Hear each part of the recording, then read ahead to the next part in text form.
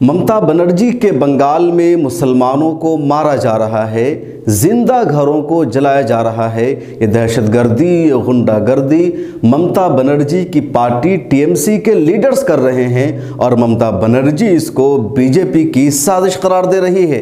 विपक्षी पार्टियों की साजिश कह करके मामले को दबाना चाहती है।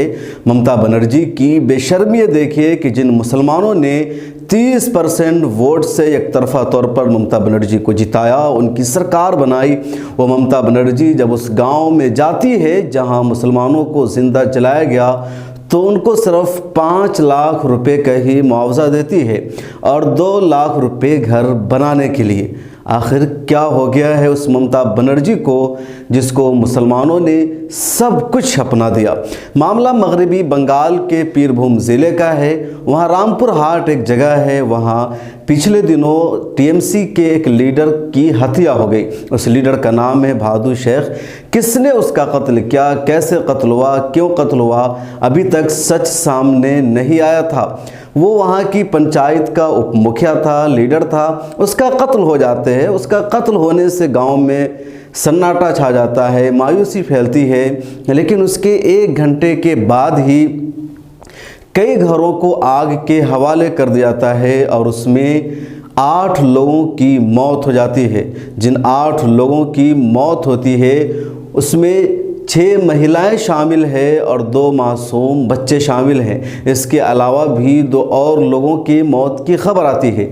ये मरने वाले सब के सब बेगुनाह मुसलमान हैं जिनको जला दिया गया और अब उनके नाम पर सियासत शुरू हो गई है।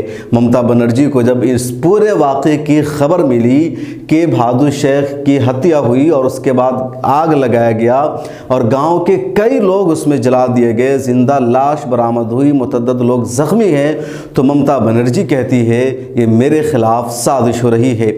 गवर्नर की तरफ से सख्त रिएक्शन आता है, जाँच कराने का आदेश दिया जाता है, तो ममता बनर्जी गवर्नर पर चिरागपा हो जाती है, गुस्सा होती है और कहती है कि गवर्नर को ऐसा नहीं कहना चाहिए था, गवर्नर बीजेपी के इशारे पर ये सब कुछ कर रहे हैं। कलकत्ता हाई कोर्ट ने भी इस मामले में सख्त एक्शन लिया है। पहले कलकत्ता हाई कोर्ट ने कहा था कि रियासती पुलिस जांच करे, लेकिन जब रियासती पुलिस से जांच नहीं हो पा रही है तब अब सीबीआई को जांच का आदेश दिया गया है और अब पीरभूम मामले की या इस पूरे वाक़े की सीबीआई के ज़रिए इंक्वायरी कराई जाएगी।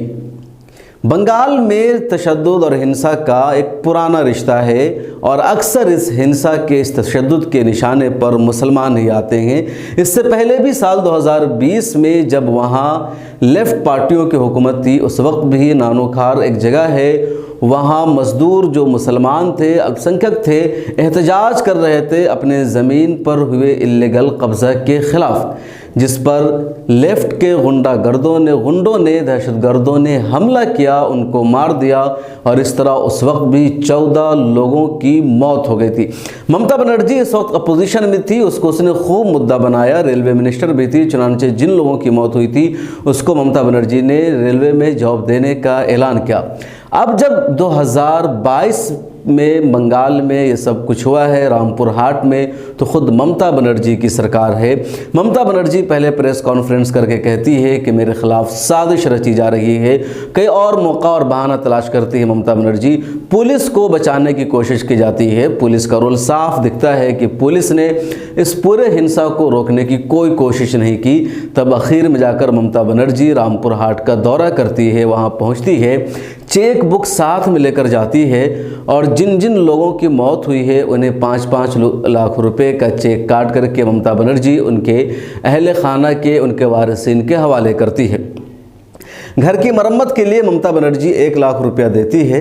तभी एक महिला उनसे कहती है कि मैडम 1 लाख रुपए से क्या होगा, बरसों की कमाई हुई पूरी दौलत ज़ाय हो गई है और आप मुझे 1 लाख रुपए का चेक दे रही हैं, लॉलीपॉप दिखा रही है। ममता बनर्जी इस बात को संजीदगी से लेती है और 2 लाख रुपए का चेक काट करके दे देती है। लेकिन सवाल यह है कि उनका पूरा घर जल गया, उनकी पूरी प्रॉपर्टी तबाह हो गई और सिर्फ 2 लाख रुपए घर की मरम्मत के लिए। इतना कम मुआवजा, इससे क्या होगा? और उससे भी बड़ा सवाल ममता बनर्जी पर यह कि जिनकी मौत हो गई है उनके अहले खाना को महज 5 लाख रुपए मुआवजा के तौर पर, 5 लाख रुपए की रकम आज के दौर में होती क्या है? ममता बनर्जी की सरकार है, Mamata Banerjee as a chief minister वहाँ जाती है और 5 लाख रुपए देकर निकल जाती है। और उससे भी बड़ा सवाल ये कि इस पर कोई बोलने को तैयार नहीं है। ममता बनर्जी की पार्टी में 43 मुस्लिम एमएलएज हैं, सिद्दीकुल्लाह चौधरी उनके मिनिस्टर भी हैं, जमीयत उलमा हिंद बंगाल के सदर है। इन्होंने एक लफ्ज़ मजम्मत का नहीं कहा है इन लोगों की मौत पर जिन्हें जलाया गया है। इन्होंने एक लफ्ज़ इस बात के लिए मुतालबा में नहीं कहा है कि इन्हें कम अज़ कम 50 लाख रुपए से ऊपर का मुआवजा मिलना चाहिए था। दूसरी मिली तंजीमें भी चुप है। कई लोग इस मामले को दबाने की कोशिश कर रहे हैं, ममता बनर्जी की ज़ुबान बोल रहे हैं कि ममता बनर्जी की सरकार में ऐसा इसलिए हो रहा है बीजेपी की तरफ से ताकि उस सरकार को कमज़ोर किया जा सके और अपोजिशन को एक मुद्दा मिल जाए, एक बहाना मिल जाए इस मामले को हाईलाइट करने का। जिस जगह पूरा मामला हुआ है उसका दौरा मगरबी बंगाल के कांग्रेस के सदर और लोकसभा में जो कांग्रेस के लीडर हैं, अपोजिशन लीडर अजय रंजन चौधरी, वो भी वहाँ पर गए थे। उन्होंने भी मीडिया से बातचीत की, एनआई से बात करते हुए उन्होंने यहाँ तक कहा कि ममता बनर्जी यहाँ पिकनिक मनाने आई थी, 10 लोगों को जिंदा जला दिया गया और ममता बनर्जी की पुलिस तमाशा देखती रही। बीजेपी ने भी इस मामले पर ममता बनर्जी की हुकूमत की सख्त तनकीद की है। आज पार्लियामेंट में बीजेपी के एक लीडर इस मामले को बोलते हुए रो पड़े, उनकी आंखों से आंसू बह पड़े। पॉलिटिकल पार्टियों की अपनी एक सियासत भी होती है, किसको कब कैसे इस्तेमाल करना है, लेकिन सवाल ममता बनर्जी से ही होगा, ममता बनर्जी से ही पूछा जाएगा, क्योंकि ममता बनर्जी की सरकार है। लेफ्ट की सरकार में इसी तरह हिंसा होता था, तशद्दुद होता था, लोग लेफ्ट पर सरकार सवाल उठाते थे कि लेफ्ट पार्टियों में गुंडागर्दी होती है, दहशतगर्दी होती है, लेकिन अब टीएमसी में भी लगातार गुंडागर्दी हो रही है और ये कोई पहला मामला नहीं है। यहाँ पर लगातार या एक साथ 10 लोगों का कत्ल हुआ है और ये 10 लोग बेगुनाह हैं, महिलाएं हैं, बच्चे हैं। इसलिए मीडिया में मामला सुर्खियों में है। अपोजिशन लीडरों की भी आंखें खुली है और उन्होंने ममता बनर्जी के खिलाफ आवाज़ उठाई है।